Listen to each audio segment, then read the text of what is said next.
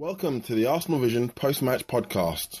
Perez has got the better of it, and he looks to get the better of Michael, and he's done it. Wilson's going to fall here for Alexis Sanchez.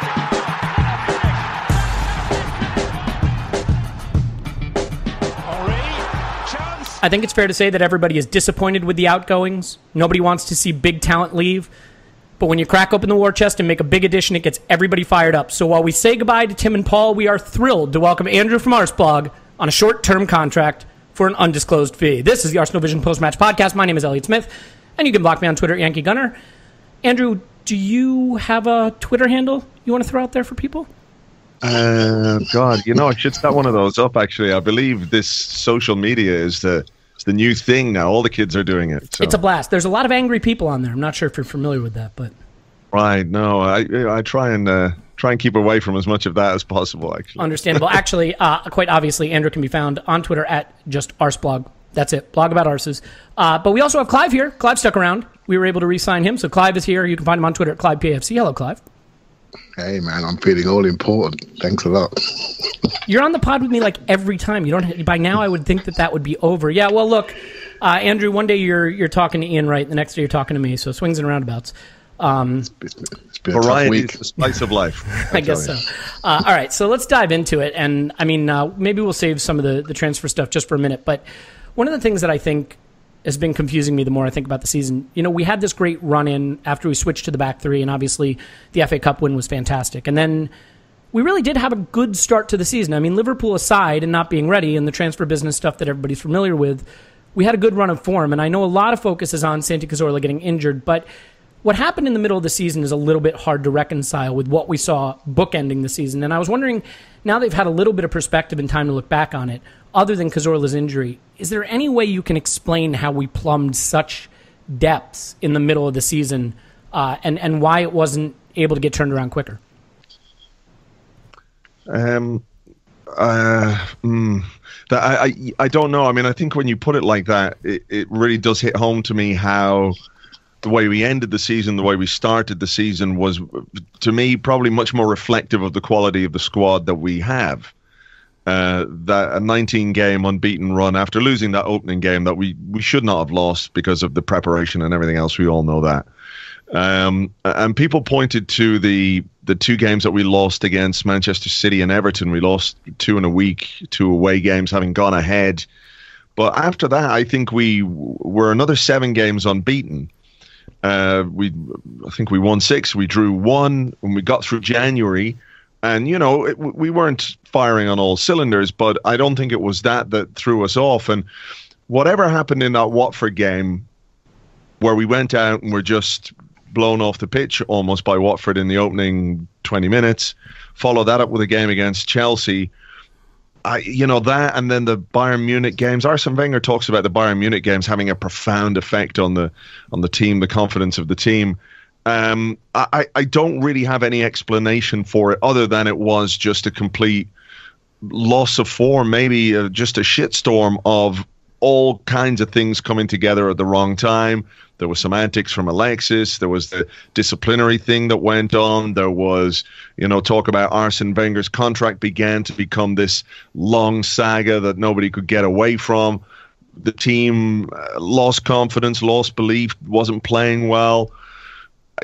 Why? I don't know. I really don't have any idea as to why it happened and why it took so long to get out of it. That was the thing. Yeah, I mean, it certainly seemed like by the time he made the changes, it almost felt like the players had gone to him and said something. I don't know if there's any behind-the-scenes information about that, but the way they celebrated the win over Borough when they had switched to the back three so emphatically and so together as a squad, it was almost as if they were celebrating this sort of tactical innovation making the difference for them, or maybe it was just the fact that they had finally won a game. I mean, Clive, was this the clearest example of a period where Arsene Wenger couldn't get it right from a decision-making standpoint? I mean, if you think about some of the things he had to confront, he loses Cazorla and he doesn't seem to really have an answer for that.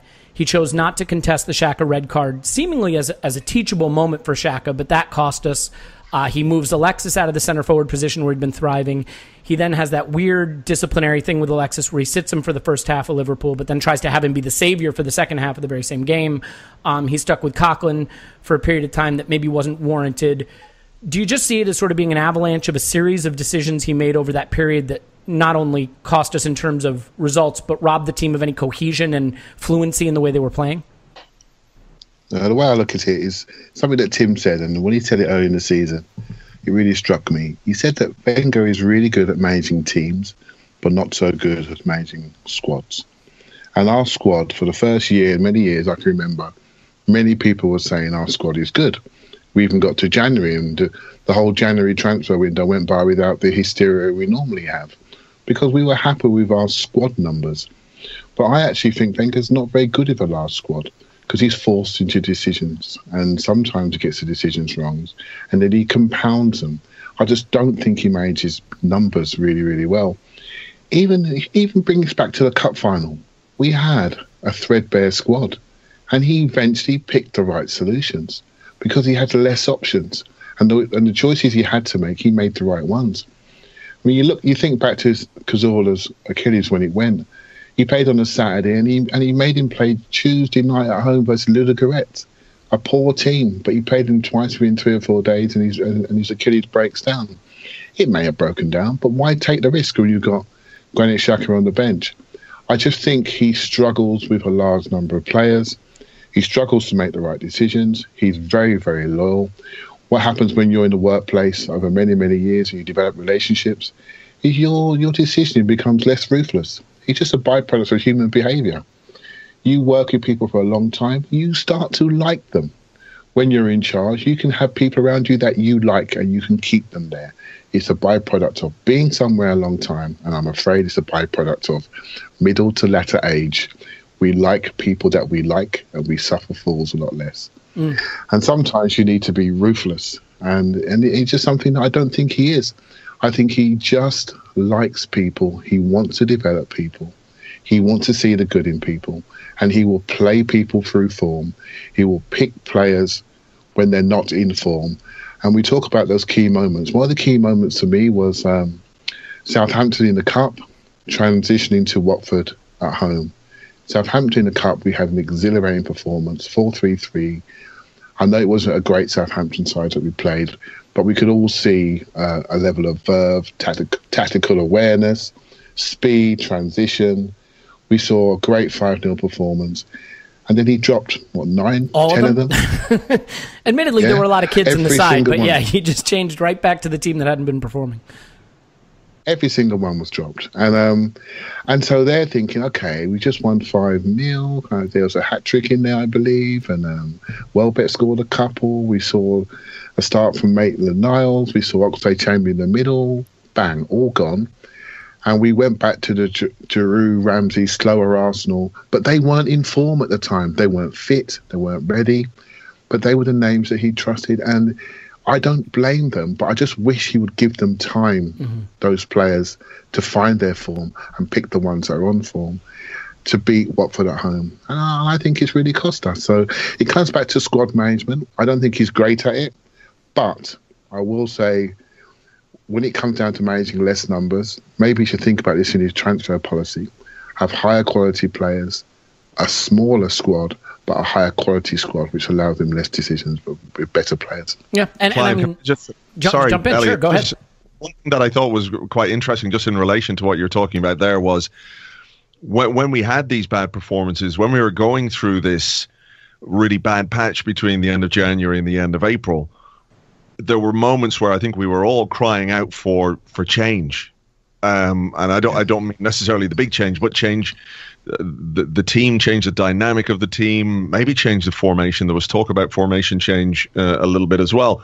But what he seemed very wedded to was the idea that the players who didn't play well in the previous game needed to play again to restore the confidence that they needed to then get a good result. You know, so he sort of helped that cycle perpetuate in a way by not freshening things up. And maybe it speaks to him not having enough faith in some of the players that he has in the squad to be able to make the impact that he wants. But I think it goes to what Clive was saying about the way that he views people, that he would rather give those guys another chance to prove that they can do what he knows they can do, what he's seen them do before, rather than try and dent their confidence further by leaving them out. Yeah, and but doesn't that speak... I've got to come back on this one, mate, because doesn't that speak to the culture? doesn't that speak to what's allowed?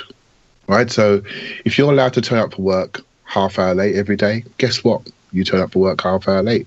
If someone pulls you up and say, if you're late, you're going to be fired, guess what? You get in on time. It's like, it's what's allowed. It's the culture, the environment. And he's a developmental coach. He's a facilitator of careers and people. And there are times when we need him to be more ruthless. And I think in the environment that's now professional football at the Premiership level, and the monies that are involved and the expectations that are involved and the microscope that's on the game, I think you need to be more ruthless to send messages to the rest of your squad. And I think that's where he just, I don't want to say fails, because if I had a son, I know which club I'd want him to play for, you know, so because I know he's going to get looked after, right? So, but it's just the way he is, and maybe the expectation of us, all of us, is slightly different. We demand something else. Well, the good news here is that I must not be reaching ladder age, because I neither like nor am liked by anyone I work with. So, you know, on the bright side, I must still be a young buck. Yeah, I agree with that. I think, you know, the most public display of discipline we've seen Arsene mete out in any recent memory is what he did with Alexis in the Liverpool game. It's a classic move of someone who's just not comfortable in that skin, right? I mean, not starting him and then bringing him on at halftime to be the savior. Like, it's the most muddled form of discipline and sets the wrong example. And I don't think it's any surprise that it didn't work out. You know, now one of the things with Arsene, though, that we tend to do is we have become more adept at analyzing the low points than the high points. I mean, he now has delivered 3 FA Cups in 4 seasons, and it is our first time out of the top 4 in 20 years. And the one thing I wonder, Andrew, is just that, you know, as someone who obviously analyzes Arsenal every single day for the blog, twice a week for the podcast, you know, goes to games, talks to supporters and former players all the time, is the real problem just boredom? I mean, we average about 70-something points, you know, 1.9 points per game over the last decade or so. He's never really been bad. And in fact, this is the first time ever 75 points has landed outside the top 4. He's even delivered the trophies that for so long we claimed we would trade top 4 in favor of. So given his consistency, is it just the fact that sport is supposed to be about exceptionalism and not consistency? Is it more just the boredom and familiarity breeding contempt than it is an actual decline in his standards and his performances? Yeah, I think it might well be. People have become... There is... The consistency can be looked at in 2 ways. I think it is a remarkable thing, because it is very difficult for any manager to exist at the top level of the game and be consistent. You see guys who will come in and have a great season, you know, a Brendan Rodgers or someone like Laudrup who comes in and has a great season, but they just can't maintain that. So what Wenger can do season after season after season in getting X amount of points is in many ways remarkable. But there is at the same time a familiarity to it, isn't there? There are things about the way Arsenal season goes that we've all seen before, and we've come to expect them. You know, we're all firing out these memes and jokes and what have you, because they're wedded in truth to a certain extent. And I do think that if a new manager had come in 2012, let's say we got done something crazy and brought in a new manager in 2012, and we won 3 FA Cups under his tenure, and we'd signed a player like Alexis Sanchez, signed Mesut Ozil, I think there would be a lot less ire directed towards him, even if people have the expectations of Arsenal as a football club challenging for the Premier League title. I don't think that's an unreasonable expectation for a club like Arsenal with the resources that it has and the and everything else. But I do feel like, yeah, there is just people are just kind of bored of Arsene Wenger, and they're bored of listening to him say certain things, and they're bored of some of the stuff he says after games that we all know the things, the handbrake, the little bit jaded, the mental strength. You know, these are things that, you know, can irritate people. And, you know, to be honest, they sort of wash over my head now at this point, because I do feel like in many ways it's just part of who he is. That he won't rock the boat. He's not going to come out after a terrible performance and say, my players were absolutely shit today, even if they were. What happens on the training ground or behind closed doors, I'm really not sure. But I imagine that he's not quite as polite to them the next day. So there is an element of that for sure. That because he's been there for so long, for some Arsenal fans, they've never known Arsenal without Arsene Wenger as the manager. Like, you could be nearly 30 years of age, depending on what age your interest in football really started to develop, and you've known nobody else as the manager of Arsenal other than Arsene Wenger. And there is, I think, something in the human condition, isn't there, that after a while you just want something different. You want change. You want just a bit of variety, as we spoke about a little bit earlier on. So I think that is a struggle. That's a thing that he has to struggle with and struggle against because of his longevity. Yeah, if only there was an Ashley Madison website for managers. You know what I mean? Like, you could have a little affair. Have someone else manage your team for a day or two, and then go back to Arsene Wenger's quiet consistency. I don't know if that reference translates, by the way, but that's a website for... No, I heard about that. They got hacked, didn't they? They did get hacked, and all the scummy people on it had their information shared on the internet. Oh. Yeah. And if those scummy people are listeners, then we love you, and I'm sorry that happened to you. But, you think about it, and first it was, the goalposts do move sometimes with him, and I think you both know that I am ready for managerial change, but he needs to just spend some money. Why won't he spend some fucking money? And then he did start spending money. I mean, last summer he still spent money, but then it's, he always leaves... he always leaves a hole in the squad, or I wish he'd be more tactically innovative, and then he does make a tactical innovation, then it's I wish he would have done it sooner, or, we don't care about top four, we want trophies, and then he wins 3 FA Cups in 4 years. And so I have some sympathy with him because he has made some of the changes people have asked for down the years, and he has achieved some of the things people have asked for down the years, but it's the failure to overachieve just once. If we had finished 10th 5 times in the last 10 years, but won 1 league title or 1 Champions League, and I know that's a big or if, I think the mentality, the mindset might be different. One thing that obviously did shape the season a lot was the switch to the back three, and I'll just stay with you for a second, Andrew, because obviously from a reputation standpoint, you far exceed Clive's contribution to this podcast, so Oh no, can't be having that. That's okay. We already asked for people to bash one another in the review section of the pod, so it's fine. But with respect to the back three, there were a lot of people that thought he kind of did it reluctantly, and there was concern that he might not stick with it.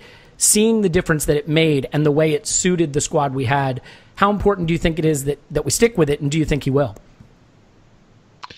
I think it's been something that's been really beneficial for the team. Obviously, we could see how it reflected in results, and it's taken them a little bit of time to get used to it. I think the best performance we had with a back three was in the FA Cup final, and that was with a back three that nobody really would have selected if everybody had been fit. But I think one of the issues that's bothered me over the last season, 2 seasons even, is I think without Cazorla we struggle in midfield, and midfield doesn't really function very well, and it began to function very well towards the end of the season with that back three. Yeah, brilliant. It really did. So we saw, I was always very keen to see a Xhaka and Ramsey partnership. There were reasons why it didn't happen, because Ramsey had been injured, Xhaka was suspended, the team was playing badly. It was hard to judge exactly, couldn't really judge any individual for a long time because the team itself, the collective, was playing so poorly. But I was encouraged by what we saw towards the end of the season. The other thing that I think flies under the radar a bit, you talked about Alexis being moved out of the striker position where he was so effective.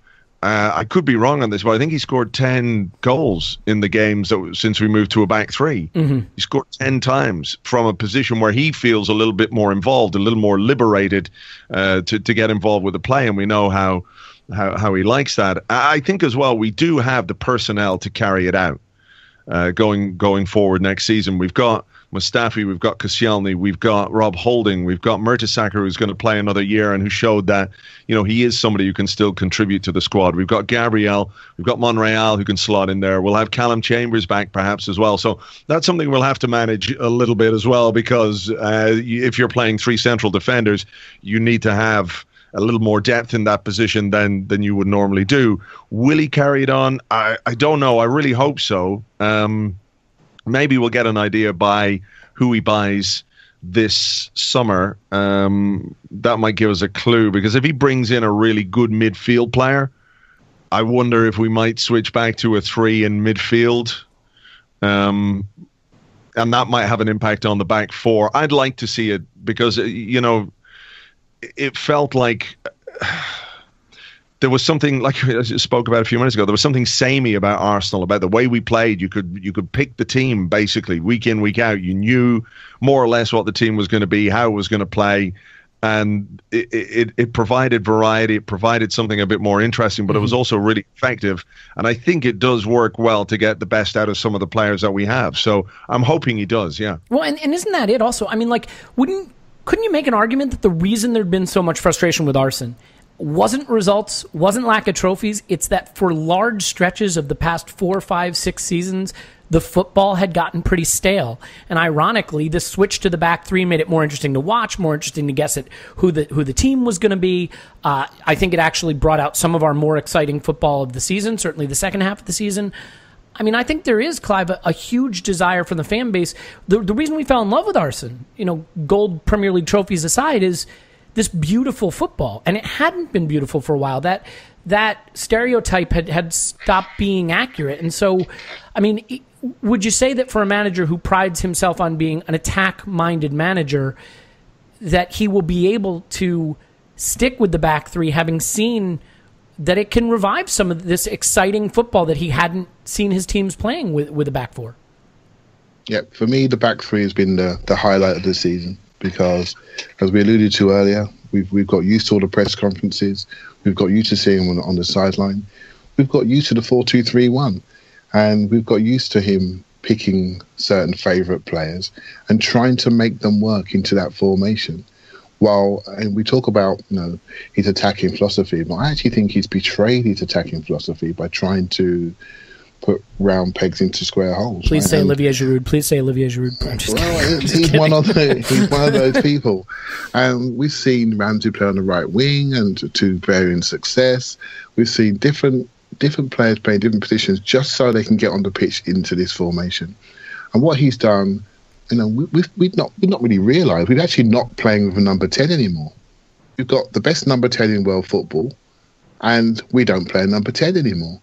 And so we've stopped trying to build the team around certain favourites and actually created a system which suits the collective.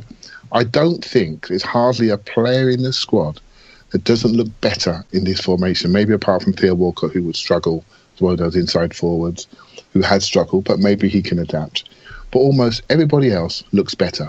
Players that we've ridiculed at times, like Gabriel, when he played in certain games, looked tremendous. Mertesacker, we've always had the worry about him covering large spaces. One game in the back three, Arsenal legend forever. Right, so there's so many players. Ramsey, who I've criticised for being ill-disciplined, not getting back into his hole quick enough, running where he likes in a 4-2-3-1. That player we need to be far more structural. With this system, with more defenders on the pitch and better recovery speed and more physicality, suddenly Ramsey's going one direction, and that's forward. When he's going forward and then he scores a goal, we elevate him in our minds immediately. So I did read that he is going to stay with this. He has sort of said this is a technical base for next season. And I hope he upgrades from within this shape. And I do think another midfielder will have to come, somebody with a bit more speed and dominance in the centre there, because we're still a little bit slow. And obviously the wing-back situation needs to settle itself down. The left wing-back looks like it's coming. Do we need somebody else on the right and maybe make Oxlade-Chamberlain one of the central players and do some selling in that area that we need to do? There's so many options. Obviously, the centre forward is the big one, and what happens with Alexis. But within this structure, all that happens is we're not so vulnerable to the West Broms, the Watfords, the Crystal Palaces. We should be able to go there and win those games, and maybe focus a lot more like we did in the Chelsea game on being a lot more assertive, a lot more physical where we need to be, but also move the emphasis forward into their half. And we played Chelsea at their own game and we beat them. So the potential of this system is just wonderful for me, and it's reawoken love for Arsenal football, and to think if he is to develop on it and upgrade it, I'm really looking forward to next season on that basis. Look, I mean, this is what happens when you have the same manager for so long. It's just fun to be debating different things, like who's going to play left wing back or whether Oxlade-Chamberlain is a better right wing back than Hector Bellerin. Just having different debates can sort of liven the mood of the fans. Unfortunately, we're not going to be able to necessarily build on the strength of the back half of this season because there could be a lot of turnover this summer. And so, Andrew, obviously, like, one of the players that I adore is Alexis Sanchez. Weirdly, he seems to divide opinion. I'm not totally sure why. I mean, yes, he gives the ball away, but I read an interesting statistic today, and not to get too up the ass of the stats community, but in terms of expected goals and expected assists, he's the highest ranked player in those two combined in Europe, behind only Messi and Suarez. So that's the kind of attacking prowess that he adds to the team. And I guess my question for you is, do you have any hope of him staying, and just where does he rate for you among the best attacking players that Arsene Wenger has brought to the club? God, I think it's really important that we keep him. It really, I mean, I don't understand anyone who says we'd be better off without him. Can we? It really depends on what he's got, what else is on offer to him. The holding him to his contract thing is just paper talk, right? I mean, we've seen that before, and that doesn't happen, does it? Yeah, I mean, look, they've talked a lot this last couple of weeks. They've talked a lot about what they can do. What they will do is quite often a different thing, but there isn't maybe the same financial pressure to sell him if we don't have to or if we don't want to. But I think the key isn't so much keeping him for one more year. It's getting him to sign a new contract. And that, I think, is going to be a huge challenge. He's just so productive. He's so much fun to watch. He's frustrating, of course, at times. He's maddening. He can combine these moments that are absolutely sublime with others that are completely ridiculous. A simple pass just goes to an opposition player, et cetera, et cetera. But you can't argue with 30 goals and 14 assists in a season. And, he is a player who has got better at Arsenal. I think he's improved as a footballer at Arsenal under Arsene Wenger as well. I mean, I think it would be fair to give the manager some credit for that because he has used him in a variety of positions and has, in nearly all those positions, got good performances and got good stats and numbers out of him. But, he's the sort of player, him and Mesut Ozil were the two players that were supposed to take us to the next level. These were the caliber of players that Arsenal were going to attract, they were going to keep, and they were going to use these players to bring in more players of that caliber. That was my assumption is, when you start down that road, when you go down that road, that's the road that you've got to travel, right? Technically speaking, Europa League is another level. It is another level. It's a different level. I'm not snobby at all about the Europa League, I have to say, because we can come on to that, sure. Yeah, we can come on to that. But I think, it would do us a lot of damage, not just from a playing point of view, but for the reputation of the club. If we couldn't keep Alexis Sanchez, it's going to be extremely difficult. But he's 28. He's had one of the best seasons of his life, probably the best season of his life. There can't be too many clubs in Europe who wouldn't take him if they could. Now, there are thankfully only a few clubs in Europe who can afford him, but to think he's not hot property. Like, imagine if Alexis Sanchez had done that for somebody else and we went into the market to buy Alexis Sanchez, everybody would be absolutely creaming themselves, going, this is wonderful. So I think it's, the futures of those two players loom large over this summer because I think, as I said in the podcast, the Arscast Extra earlier, that if we can keep them, it might help us attract other big players. And if we bring in other big players, it might help us keep them. Mm-hmm. So there's a sort of circle of transfer life going on here, and they've got to get on top of it very quickly because if we can't keep Alexis, if it becomes apparent that we can't keep him or he does not want to stay, then I think we've got to move quickly to make sure that we don't have one of those long-running summer sagas, the kind I think we've all experienced them before. But to me, they've got to do like everything they can possibly do to keep him. And if that doesn't work, I don't know what we can do. Maybe just keep him for the final year of his contract. I don't know. To me, that seems unrealistic. but it's got to be the number one priority right now, I think. Well, to win that 130 million euro bidding war with Real Madrid for Mbappe, we may need to sell Alexis. So there you go. Yeah, I don't know. I mean, just real quickly, I mean, for you, and then I want to get Clive's thoughts because he is a valued member of the podcast. I mean, Alexis, for you, in terms of just not necessarily a number ranking, but where he is in the pantheon of great Arsene Wenger players, is he up there for you yet? So much of what makes a great player is tied in with success. Mm-hmm. And Alexis has been brilliant individually, has contributed some incredible numbers, lots of goals, some absolutely breathtaking performances, some of the best goals. I think some of the most exciting football we play is when Alexis is on song. You know, he scored some incredible goals. So yeah, for me, he's up there because he has, while the team is underwhelmed, and the team itself has fallen short of the targets that we would like it to achieve in terms of progressing in Europe and challenging, not necessarily winning the Premier League. You know, I think in some ways people, not that they're tired by association, you know, but it's hard to look at players who underachieve year after year, a team that underachieves year after year, and think there are great players in there. But I think Alexis is a great player. He has been part of 2 FA Cup winning sides. You know, Mesut Ozil as well won 3 FA Cups since he joined the club. But yeah, I think he's 28 now. He's got 2-3 more years at this level, provided he doesn't get absolutely knackered playing another summer tournament. But yeah, look at his numbers. I love watching him, and the idea of an Arsenal without Alexis Sanchez is one that makes my trousers brown going into a new season.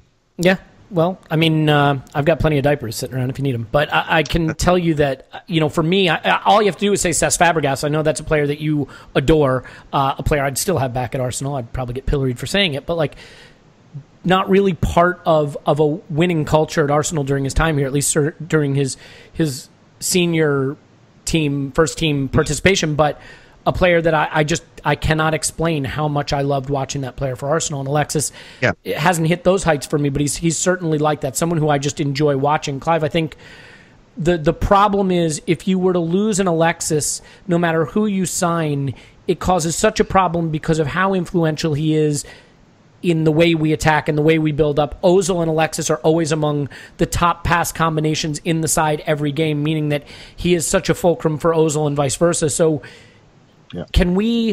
is there any scenario this summer where we lose Alexis and sign other players, and improve? Or is the loss of a player that's been that crucial to the squad something that will be nearly impossible to overcome in the span of, you know, one preseason? I think it's I'm going to take it up a level, right? I think we have to grow up a little bit. I think what we've done is we've lost our strategy in the transfer market, right? So when we moved to the ground, we were forced into Project Youth, right? So, but at least we had a youth policy, a youth strategy. So all the best young players around the world, we brought them early, we nurtured them, brought them through. We knew what we were doing. We didn't always like it. We complained when we had to play PSV Eindhoven in the quarterfinal of the Champions League with 2 19-year-olds in centre midfield, in Fabregas and Nielsen. We didn't like it. We got knocked out. But at least we knew what we were doing. We knew why we were doing it. We then got to the ground, and we got to 2014, and we had more money. We bought Ozil. And then we bought Sanchez. And then we got cold feet. We didn't do anything. We bought Peter Cech, and we didn't really carry on with the identity which we were starting to assume was by 1 or 2 world-class players every season, build that into the squad. But we got cold feet. We started to buy squad players, and we didn't quite know what to do with the extra revenue that we had. We didn't know what to do with it. So we had this mixed transfer policy, and now we're sitting there as adults watching this team, and we are so dependent on a couple of superstars because we feel in our hearts they're the ones that carry us, and the numbers are telling us that way. I want to move away from that. I want to move away to a far more, let's understand what the strategy is. So when you're trying to attract players, they know what Arsenal stand for. So the most important thing this summer for me, whether we lose them or they stay, is to say, okay, whatever we do now, it's defined. We're going to get rid of the deadwood. We're going to add a certain quality of player. So everyone from the outside can see what Arsenal represent, see what they stand for, and we can become attractive for those certain players that fit our model. At the moment, we're flip-flopping between buying expensive players, buying cheap players, buying very cheap players, buying squad players, having gambles. And all it says is that one man's at the top, and it feels as though he's experimenting with all our hearts, right? All I want to see is a defined transfer policy. So if we're going to be Monaco, let's be Monaco. If we're going to be Atletico Madrid, let's be them. But let's not just wait at Barcelona's back door to try and get their cast-offs. Let's define Arsenal's transfer strategy, and then we can develop something that's sustainable year on year. And that's what I'd like to see more than anything this season. Whatever happens, we won't be losing these people again. It's not just about revenue. It's about what you stand for, what your culture stands for, and then that flips to your ambitions. And what I was really pleased about some of the statements last week, and I know they could all disappear really quickly, at least none of us can not say that the ambitions have been restated. There's been a mental reset. There's been lots of things said that have all been recorded, and now they've got to deliver. And so that's what I'm looking for, really. And I think Alexis and Ozil are just byproducts of that. Whether they stay or go, I don't really mind. What I want to see is a defined strategy. So if they go, they're replaced in a certain way, and I now know what we stand for. Because then I can predict going forward, and I think it's something that's much more sustainable. Yeah, a coherent strategy that fits the tactical strategy on the pitch. And I think that's really a point really well made, because I think you can look back over the last 10 years and look at players like Andrei Arshavin, Lucas Podolski, even Granit Xhaka this year, but players who came into the squad as talented players, but without it being clear what their defined role was or how they would fit in the system we were playing. I mean, you guys surely remember Arsene Wenger describing Granit Xhaka as being box-to-box and then not being box-to-box and a deep-lying playmaker and then a guy who's better, more advanced. And it was unclear whether he even knew the player he had bought. And I think if you have a clear tactical concept, whatever you think of a Klopp, or whatever you think of a Conte, or whatever you think of Pep Guardiola, I think as they build a squad, they have a clear idea of the types of player they need in each position. Whereas I think Arsene Wenger's philosophy for a long time was just accumulate talent, which was really good 10 years ago. But Elliot, you know what, mate? With the system now, we can almost look at the players within that system, with that formation, and we can almost tell the type of player we need for a wing-back role. We can tell what type of centre-halves we need. We need ball-playing centre-halves that are happy in wide spaces. We know the types of midfielders we need for that formation. So we have a chance here to build something that can continue. Before, I felt it was so varied, so mixed, and quite hard to quantify and define. And it was too superstar dependent.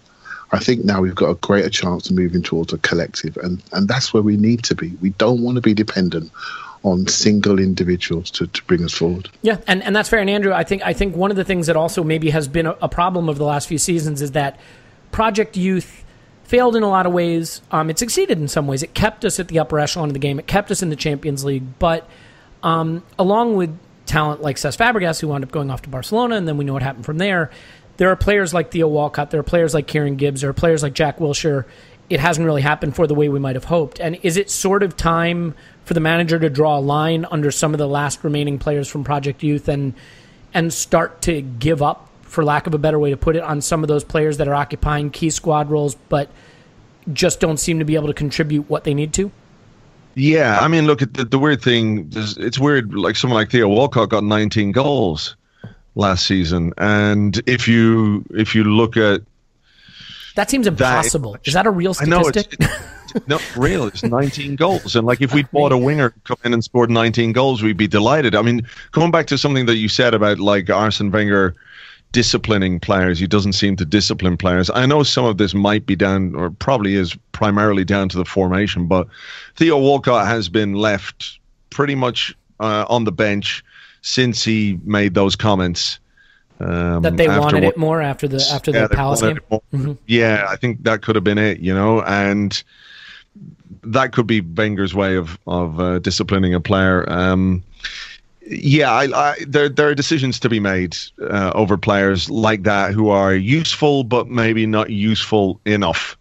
Like, if you keep falling short with the same players, if you're not going to change the manager, then the only thing you can do is change some of the players, right? So I think Kieran Gibbs, a nice guy, good footballer, but plateaued about 2 or 3 years ago. His development just stopped. He didn't really kick on to become the player that people thought he might become. He's been left on the bench for pretty much the entire season until he was called up towards the end. Jack Wilshere made a big gamble last summer when he decided that he wanted to go to Bournemouth. He sort of called the manager's bluff. The manager called his bluff, let him go. And I think Wilshere had to be outstanding for Bournemouth to come back to Arsenal and expect to walk back into the team and walk back into the squad as if nothing happened.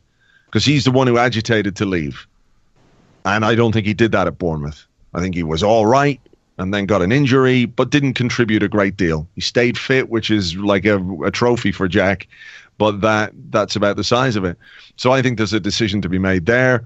And, you know, there's still the risk that he could stay fit and fulfill that potential somewhere else. But at this point, you know, can Arsenal afford to wait for Jack Wilshere any longer? I don't think they can. Theo Walcott is another one, I think, who just does not fit into this system anymore. Somebody who doesn't know what kind of a player he wants to be anyway. He wanted to be a striker. He was played as a striker. He decided he didn't want to be a striker then, so he moved back to the right wing. Now we don't really play in a system that suits him. He's a guy who could bring you in a fair amount of money. Somebody will pay you decent money for Theo Walcott because he's productive, he scores you goals. But if Arsenal are to move on to the next level, then I think you have to cut out if it's not necessarily dead wood, it's wood that has not contributed as much as you need those players to contribute if you want to win the title, if you want to do things in Europe. And we haven't done that. So there are definitely players in that squad now that would then speak to a ruthlessness in the manager that we haven't necessarily seen too often. You know, it's not as if you're not a manager, for 30 years or 35 years without being able to make big decisions and tough decisions. But I feel like over the last couple of years, he's made the easy decision a couple of times with some of those players rather than try and push the boat out a little bit. But I think after everything that's happened last season, the pressures, the demands on him, the expectations going into a new season will be just as high, even though we're in the Europa League. Expectations about what Arsenal should do in the Premier League will be just as high. The patience levels will be lower for success. So I think Wenger probably knows that he's got to address some of the weaknesses, some of the flaws that were in the makeup of the squad, and those are guys who may well pay the price. Yeah, and I mean, unfortunately, it may be a little too late from a fee standpoint to recoup what they could have been worth if we had been willing to be a little more ruthless, as you said. One exception there is, I don't know whether you would like to do this or I could, is just take Kieran Gibbs, put him on your shoulders, and run him to Newcastle for the mooted £15 million fee. Well, look, if anyone's offered £15 million for Kieran Gibbs and we don't take it, we'd be foolish. I don't think we're going to get that much. We bought a left back too, so. Yeah, well, he's going to be announced imminently. But when's this podcast going out?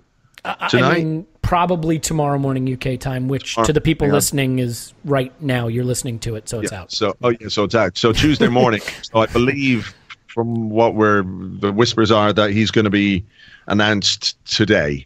While you're listening to this, not today while we're recording it. So while we can hate Rafa Benitez for some painful Champions League memories, he's trying to get back into our good graces by buying Kieran Gibbs. I don't know if he's going to pay 15 million quid for Kieran Gibbs, but I think Gibbs' time is pretty much up. Yeah. Hey, Clive, as a someone who is a coach and really thinks about things on a level that I am certainly not equipped to, is there one of these players that's really frustrated you that you felt with the right coaching or the right opportunity or the right attitude really would have made it? Is there one of these players that sort of now their star is waning at Arsenal who you're most disappointed to see not having reached their potential?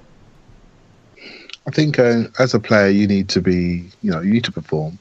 But you also need to know yourself as a player, and you need to be coachable. And I was really the one that frustrates me the most is Theo Walcott, actually, because I think you're not just saying that because Andrew's on the pod. No, he's got the most to give, right? His physical attributes are huge. He's got the ability to do more, and I don't think he's worked hard enough at other aspects of his game. When I look around and other players and look at their ability to play both sides up front and centre forward, he can do that if he puts his mind to it. He had a period on the left, maybe last season, and I think he sulked through that period. He scored one goal, amazing goal against Man City, and that was the reason he was put there. He's got a great shot. He's got to learn to receive the ball on his left foot and go outside people on his left side. Good forwards can do that. I look at Marcus Rashford, for example. He can do that on both sides. And he also, at 19, he's taking free kicks in European semi-finals. Theo Walcott, he can do that. He should be practicing that, making sure he's one of our dead ball specialists. Don't accept playing for Arsenal. Be a player for Arsenal. Be a real player. And that comes back to the culture again. What does success look like for me? I'm playing there. I'm getting games for England. I'm living in a lovely house. I've got a lovely missus. I've got a lovely family. I live about 10 miles to the training ground. Life is great. Sometimes it's just too easy. Where's that desire to really go to the next level? So it comes back to the messages again. What are we trying to achieve? If we are trying to achieve winning the league, then I'm afraid we have to make a call and say, are these people going to take us there? And if they're not, we need to do something and send a message that says, Arsenal are trying to win again.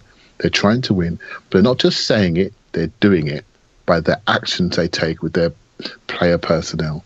So it's really about action now. It's not about words. It's about what we do. We cannot see these guys get another set of contracts because I don't think they deserve it any longer. I think their time is up. We need to send a message. We don't sell timely enough. We used to be great sellers. We used to sell people just when their legs were going. And then we'd sell them and then they would go the next season. Now we hold them too long and we don't sell at a good price. We sell too late. So yeah, that's what we need to improve upon. So it's all about our actions now, not words. So real quick, and just one word answers, yes or no, Clive. And obviously not all of these are going to go, but I'm just going to list some names. You tell me yes, you'd sell, or no, you'd keep. Theo Walcott? Yep. Jack Wilshere? Yep. Kieran Gibbs? Yep. Callum Chambers? Ooh. I want to say... I'd say yes. Yep. Okay. Carl Jenkinson? Yeah. Yes. Alex Oxlade-Chamberlain? No, don't be stupid. Well, okay. I mean, then how am I going to host the rest of this podcast? All right, good enough for that. All right, let's get on to the last issue, which is just what to do about Thursday Night Football. And I know it's already causing quite the scheduling conundrum for you, Andrew, with your podcast, but it is a conundrum for a manager as well, because taking it seriously can have a huge cost to your league form, but not taking it seriously gives up an opportunity to win a trophy. And as we've seen through the last 4 years, a less favored trophy, and I think it's fair to call the FA Cup a slightly less favored trophy, is still a wonderful experience that makes for a fantastic day out and a great memory and something you can actually celebrate with joy and euphoria. And I mentioned this on a previous pod, but my Chelsea supporting friend said it sucks for him that he's got to go into the summer feeling down about Chelsea because they lost that cup final. And we get to go into the summer on a high. So, I mean, that's what it can mean. But for you, is there an argument? This seems to not be the popular sentiment, but one that I kind of ascribe to. Is there an argument for taking Europa League seriously because it's different, because we could win it, because it's something new, because it does get you into the CL if you win it, and there's certainly no guarantee that we're going to walk back into the top four next season? Or do you just think bin it and hope that you can compete for a league that we haven't competed for in 10 years? I think when you enter a tournament, you've got to try and win it. Simple as that. And I don't think Arsenal can be snobby about European football, about European trophies. We had that great win in 1994. And we won, I think, the Fairs Cup in 1970, maybe, or 71. Clive, you might 70, 1970. So we don't have we don't have. This is not a step down for Arsenal in terms of what we've got to show for our European football exploits. 20 years in the Champions League was great, and we got to a final and it didn't go the way we wanted. but we don't have anything tangible to show for it. And if you look at the winners of the Europa League down the last number of years, they're good teams that win it. It becomes a good competition. Maybe not the group stages. I don't think the group stages are going to excite anybody, because you're playing against teams that you would be expected to beat. But once you get into the knockout stages, you get into the teams that come out of the Champions League. Look, Sevilla have won it 3 times. Chelsea won it. Atletico Madrid won it a couple of times. Porto, Manchester United, of course, won it this year. So there are big teams winning this tournament. And I think for Arsenal, perhaps to do more in Europe, in the Champions League, if we get back in there, winning this trophy would be fantastic. Because people can say, oh, it's a poor relation. Of course it's a poor relation. But the FA Cup is the poor relation of the Premier League. Still a brilliant day. Everybody who watched that final, whether they're in Wembley or elsewhere, had an amazing time watching their team win a final, lift a trophy. And maybe it will be a thing that's difficult to deal with, particularly in the second half of the season, when Premier League games are ramping up, and we've got Thursday and Sunday to deal with. But that's the reality of our situation. I don't think we can afford to bin the tournament just to try and keep the Premier League hopes alive. I think, if you lose games, if you can't keep momentum going and confidence and belief going, I think we've seen this season what kind of an effect that can have on your team and the way they play. So go out there and try and win it. I think the early stages of the competition will be a way to involve members of the squad who wouldn't necessarily play other games. We can do a bit of rotation. But once it starts ramping up into the serious part of the tournament, I think we've got to go and try our best to win it. Simple as that. Yeah, and it's not a half bad way to get some of those players some playing time and maybe see if there's someone who deserves to crack into the first team or is prepared to come into the first team when you get an injury. And, I think about it this way. What would the last 5 or 6 weeks of our season had been like if we didn't have the FA Cup? Jesus. It would have been misery, but having that cup final out there kept people hanging on by a thread. And even though there was sort of some internecine sentiment going on, some warfare going on, for the most part, I think everybody was still kind of holding on for the possibility of glory at the end of the season. The risk you take if you bin the Europa League and you get knocked out of it early is what happens if you're 14 points adrift at the top in November and now you have no Europe. You're really praying for another FA Cup run, or we know what that could get like. And with Arsene Wenger staying for another couple of years, it's going to be more banners flying over stadiums and protests and just ugly scenes. So, I think there is a huge benefit to having multiple fronts on which your season can be a success and not putting all of your eggs into one basket that can be over, before you even hit the new year. Clive, for you, I know you've said write it off, go for the league. Any desire to maybe see him do it both ways, rotate in the group stage and take it seriously from there, or are you still a believer that you can't do both? There's an option to rotate in the group stage, but we've just sat here and said let's sell half the squad, and then we say let's go for 4 trophies in a very arduous Europa League, right? So I look at I tell you what I look at, right? I look at the competitive landscape at the top end of the Premiership, right? It has never been more competitive. So again, it comes back to our ambitions and our priorities. If you look at Manchester United, they're not skint. They're going to spend big. Man City are playing fantasy football right now, right? So they're just buying everybody. Liverpool potentially about to buy a 60 million centre-half. So they're feeling emboldened with a new stand. They've got more revenue coming in. They're looking to re-establish themselves. Right, Tottenham are the greatest team in the history of mankind, even though they've not won a trophy for God knows how long. But everyone's loving Tottenham, right? So Tottenham have got a great young squad. They're building fast. So you look around and you look at our competitive landscape, and none of them are going backwards. So for me, the number one thing we have to do next season is rebuild the aura that is Arsenal Football Club. Rebuild our aura. And to me, the best way to do that is have a really competitive Premiership season. It's what counts. It's a FA Cup quarter-final every Saturday. That's what it is now. It's an event. I do not think we can put it at risk for anything. Right? We really need to get back to that top level. We talk about attracting players. You will not attract players if you have 2 or 3 years outside the Champions League, with Chelsea and Tottenham in London building and growing, the 2 Manchester clubs building and growing, and Liverpool trying to do the same. Right, so I just think it's so important we re-establish ourselves so you don't let this become a multi-year issue. Right, so if that means we don't have to play FC Carrier Bag, I honestly don't care. It'd be great to see Ainsley Maitland-Niles gets minutes in that tournament. I absolutely think it'd be brilliant. It'd be a brilliant way to keep some of our players rather than go out and learn and see what happens. And when you get to January, when it gets to knockout, then we decide how we do it. But for me, the number one thing has got to be the Premiership, because it's more important we establish Arsenal back at the top table. It must not be a 2-3 year thing like it has been for Liverpool, and it has been for Spurs until recently. So that's how I look at things. And when we're looking to go and sign people, and people say, "Oh, you want to buy? You want to get Clive? You want to get?" You know what I'm thinking? I'm thinking, okay, how are we going to rebuild our aura to make Arsenal a feared club again, a feared side? That's the players we need to buy.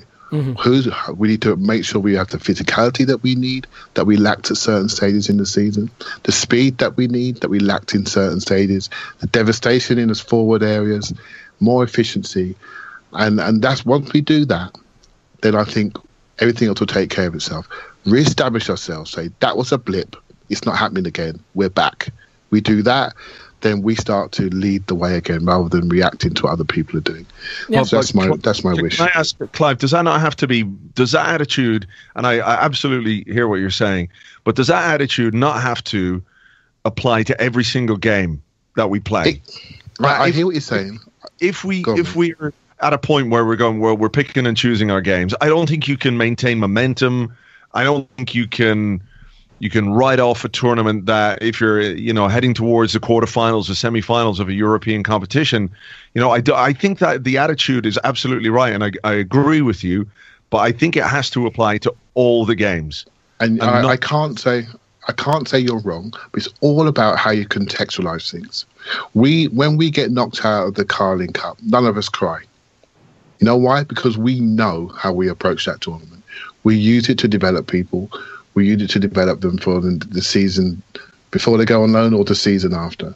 If we contextualize the Europa League accordingly, then it will not impact us mentally for the things that we are really going for. It's all about the context you wrap around it. You almost put a mental protective state around your players' minds and say, this is what we're going for. And that's what I would do. If you ask me, by the way, Manchester United got the heaviest squad in the league. They spent 250 million last season, and they limped over the line. And they were hanging on towards the end of the year. They could not sustain a league challenge. And that's Manchester United. They had a 20-game unbeaten run in there somewhere. I know they drew a lot.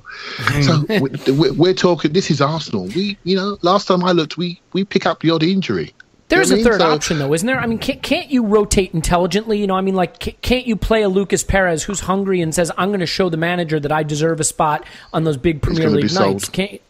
Right, of course, but whoever the next Lucas Perez is. Hey, look, in an ideal world, you're absolutely right. And then Santi Cazorla goes down, we lose him for a year and a half. Right, so... Because we just got to be, for me, it's the league. In the Champions League game, it could have happened in a league game. It could have happened in training. Also, ask yourself this. I mean, look, you've got Guardiola, Mourinho, Klopp, Conte, Pochettino. You've got Everton getting more money now, and a manager who looks like he's getting his legs under him there. There's no guarantee we get back into the top four. The Premier League, with all of its money and all of its managerial talent now, is more of a crapshoot than ever before. Getting past an Ajax in a cup final, to me, is actually a more straightforward way to get back into the Champions League. And, I'm not saying throw away the Premier League, but it's almost more of a crapshoot domestically than it is in Europe in terms of the status of that competition. So you're almost making my point for me, right? Because our competitive landscape is growing, right? One of the reasons that the top sort of 7 or 8 are really pushing away, how the bottom teams are performing, it's really been quite poor. That's why the points total has been quite high. The first time ever we've had 5 teams over 75 points. Right, so that's telling you the demographic of the league. That's telling you it's all about the top 6. So where are we in that at the moment? I'll tell you what, we're 5th. we're fifth. That's where we are. That's where we deserve to finish. We got some green shoots because we changed our system and we've given Chelsea a slap, right? And so we know we can do it. So how are we going to build? So if I'm looking at this from 30,000 feet as an exec or someone on the board, I'm looking down saying, okay, I need to re-establish myself. How am I going to do that? So it is dependent on our transfer policy, and we talk about losing players from the squad. That means it's going to be a smaller squad. And that means we're going to struggle to manage the multiple competitions and the arduous Europa League. That's just the facts. If we decide to have a heavy squad and we can do, we can play one team on a Thursday and one team on a Sunday, then I'm not going to sit here and say we should throw the game on a Thursday. Absolutely not, right? Yeah, but is the Europa League, how much more demanding? I mean, this is a genuine question. How much more demanding is the Europa League to the Champions League when you get to the knockout stages? I mean, we don't know because we don't go beyond the round of 16. We haven't gone beyond the round of 16. Well, why? Nobody would be going, well, if Arsenal are through to the quarterfinals of the Champions League, then the semi-finals of the Champions League. That's a fixture pile-up that you've got to deal with as well. It's the same thing, but the level is different. I just feel like that as a club, we have completely and utterly failed in the Champions League for years. 2006 was a final, but there was a semi-final, wasn't there? 2009, remember, where everybody was in such great form, and then we let in 2 goals in the first 10 minutes. And that guy, Kieran Gibbs, slipped over, remember? Hey, we won the first half tie against Bayern this year. First halves count only, we won the tie. But what I mean is that, if why bother with European football at all then? This is the thing. No, all I'm saying to you is the priority for me is the Premiership. And I think you can contextualise Europe. And the priority for me is establishing ourselves within a competitive landscape that is really becoming more competitive. We're talking about the Champions League in 2006. There was only really 3 clubs at the time fighting for top 4. It was us, Chelsea, and Manchester United. That's all it was, right? So now we're talking about 6 other, potentially with Everton coming in the next year or so. But we're definitely talking a top 6, potentially top 7. So we've got to look after ourselves. We've got to make sure that we're in there, right? So for me, it's all about how we react to that competitive landscape. And no one can tell me, given the year on year, when Sunderland took home 98 million for finishing bottom, that we haven't got to keep our eyes open. Because Leicester showed with the minimal resources they have what you can do with smart spend. So I just think we need to make sure we do our business at home. Well, look, I see where you're coming from. I just think we've got to go for it. I don't see why we wouldn't. It's a trophy. It is a way into the Champions League as well, as Elliot has said.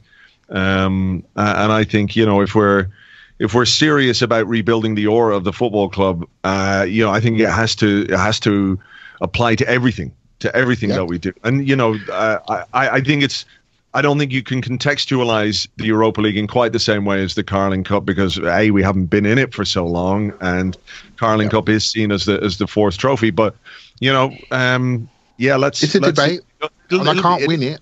I can't win it. It's just my feeling. It's my feeling. That's what I would do. Look, I can't win it. It's just a feeling I have. We get it, Clive. You'd keep Giroud wrapped in cotton wool for the Premiership Saturdays, and Andrew and I would run him out there in Ukraine. I mean, it's fine. Let's leave it there on that. I want to end with one quick thing. So on the Arsenal podcast, which I do sometimes with Tim Clark and Dave Meekland, we have something called that Tim calls the transfer erection section. In keeping with my physiology, I'd like to have a very tiny erection section. Just super quick, Clive, a name, a big name that you'd love for us to sign that you think something in the back of your head says it could happen, and then one sort of black sheep, odd personal preference of yours, guy. Just a name for each of them. 2 guys you'd like us to get. 2 guys. I like the guy Nebi Keita, centre mid from RB Leipzig. Yep. I like him. And you get one more player. Okay, it's got to be Mbappe. Because remember, we're only signing 2. It's got to be who? Yep. Mbappe. Okay. Yep. Okay, Andrew, your dream signing and then your sort of pet signing. Yeah, I mean, look, it's never going to happen, but I would like Mbappe as well. Just because it would just be what it would make us all shit our pants with excitement and joy that Arsenal could A, attract that player, and B, splash out and bring him in. really terrible with names when it comes to transfers and who I'd like, but I really like Verratti at PSG. Oof. I know that's not a realistic option. Those are two dream signings. If you're asking me for a player that I would like to see come to the club and who could do something for us and who could really take the team forward, he's a guy I'd love to see as well. But again, with both of those, I'm going to use Clive's expectation shield here for both of those, so I don't get disappointed. But that's where I go. What about you? I would go Aubameyang and Cesc Fabregas. I'd just love to see him playing an Arsenal shirt one last time, and you can send complaints about that to Stilberto on Twitter. So, hey, guys, I really appreciate it. I know we went just a little bit longer than we'd intended, but Clive is on Twitter at ClivePAFC. Clive, as always, all kidding aside, it is an absolute pleasure to have you. Thank you, young man. Appreciate it. Thank you, and I have to admit, it was a short-term contract indeed. We will have Tim and Paul back on in the future, but Andrew, obviously, really just a pleasure to talk to you, and appreciate you coming on. Hey, my pleasure. Anytime. Thank you. Andrew is on Twitter at Arsblog, obviously puts out 2 fantastic podcasts a week, a great blog, live shows, and all the things that go on with being a true professional, none of which we are familiar with here. Anyway, my name is Elliot Smith. You can block me on Twitter at Yankee Gunner. Leave us a 5-star review. Write nasty things about us in the comment section. If you want to write them about Andrew, that's fine. He's never coming back. In any event, should be hopefully some interesting announcements coming. The inside scoop you just got here today is that maybe Kolasinac, is that how you say it? Kolasinac? Kolasinac. The guy, the left back guy who's replacing Kieran Gibbs' the Bosnian guy. The Bosnian dude. He's getting announced maybe by the time you've heard this. So if there is still a world to wake up to tomorrow with everything that's happening in it, hopefully we'll be back with another podcast shortly. In any event, thanks, cheers, and we'll talk to you soon.